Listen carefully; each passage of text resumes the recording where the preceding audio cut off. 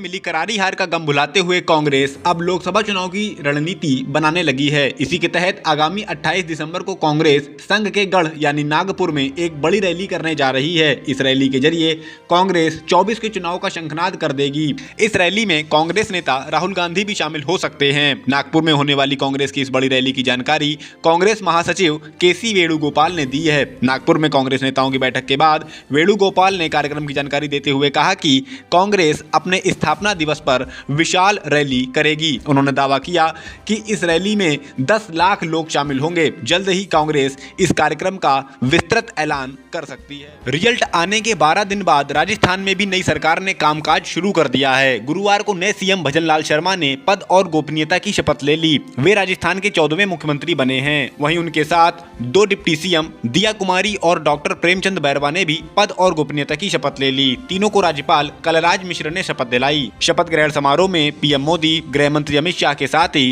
पूर्व सीएम वसुंधरा राजे और अशोक गहलोत भी मौजूद रहे। शपथ के बाद भजनलाल ने कहा कि सबका साथ, सबका विकास, सबका विश्वास का संकल्प सर्वोपरि है। राजस्थान को सर्वश्रेष्ठ, समृद्ध और आत्मनिर्भर बनाने में कोई कसर नहीं।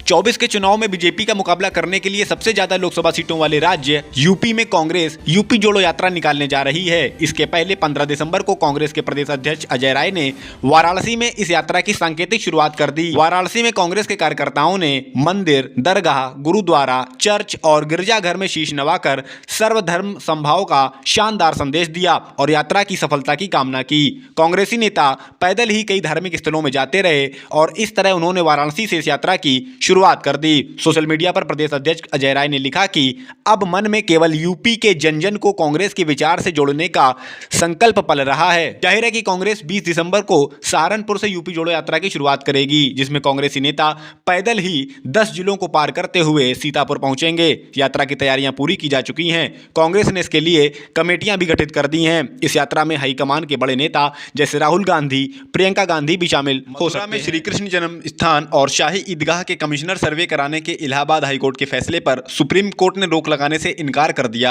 सुप्रीम कोर्ट ने मुस्लिम पक्ष की याचिका खारिज करते हुए कहा कि यदि सर्वे से दिक्कत है तो उचित तरीका अपनाएं, इसके बाद सुनवाई पर विचार करेंगे। जाहिर है कि बीते गुरुवार को हाईकोर्ट ने वक्फ बोर्ड को झटका देते हुए मथुरा में कमिश्नर सर्वे कराने का फैसला सुनाया था, जिसके बाद मुस्लिम पक्ष ने सुप्रीम कोर्ट का दरवाजा खटखटाया था और अब उसे वहां से भी झटका लगा है। आपको बता दें कि अब सर्वे के आदेश के बाद हाईकोर्ट में 18 दिसंबर को सुनवाई होगी, जिसमें सर्वे का तरीका, तारीख आदि तय होंगी। ये सर्वे वाराणसी में हुए ज्ञानवापी सर्वे की तर्ज पर किया जाएगा। उत्तर भारत में धीरे धीरे कड़ाके की सर्दी की एंट्री होने लगी है। पहाड़ी राज्यों जैसे जम्मू कश्मीर, हिमाचल प्रदेश, उत्तराखंड में बीते कई दिनों से हो रही बर्फबारी के चलते मैदानी राज्यों उत्तर प्रदेश, दिल्ली, मध्य प्रदेश, राजस्थान सहित कई राज्यों में ठंडक बढ़ने लगी है। बर्फबारी के असर से दिल्ली का पारा 5 डिग्री सेल्सियस से नीचे आ चुका है। वहीं हरियाणा के हिसार में न्यूनतम पारा 4 डिग्री के करीब पहुंच गया। वहीं दिल्ली, पंजाब, यूपी के कई क्षेत्रों में कोहरे की हल्की चादर छाने लगी है। मौसम विभाग की माने तो अगले 4 दिनों में तापमान में कोई बड़ा बदलाव आने के आसार कम हैं। हालांकि अगले सप्ताह से तापमान में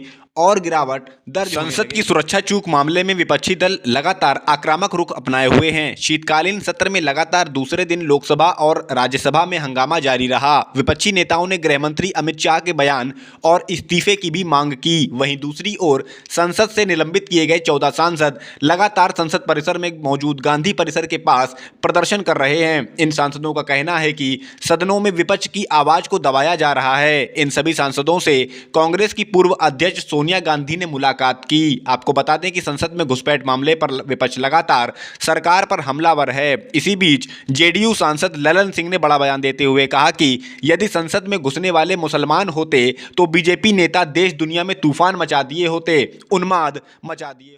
संसद की सुरक्षा चूक मामले में रोज नई जानकारियां सामने आ रही हैं। लोकसभा में विजिटर्स गैलरी में स्प्रे कैन लेकर कूदने वाले लखनऊ के सागर शर्मा के घर से पुलिस को 2 डायरी मिली हैं। इसमें लिखा है कि घर से विदा लेने का समय नजदीक आ गया। ताकतवर व्यक्ति वह नहीं जो दूसरों का हक छीने, ताकतवर वह है जो सुख त्याग सके। जाहिर है कि ई रिक्शा चालक सागर ने अपने साथी के साथ मिलकर संसद में घुसपैठ की थी, जिसके बाद पुलिस छानबीन में लगी हुई है। संसद में सवाल पूछने के बदले पैसे लेने के मामले में सांसदी गंवाने वाली टीएमसी सांसद महुआ मोइत्रा ने अब सुप्रीम कोर्ट का दरवाजा खटखटाया है। महुआ की याचिका पर 15 दिसंबर को सुनवाई होनी थी, लेकिन फिलहाल कोर्ट ने सुनवाई टाल दी है।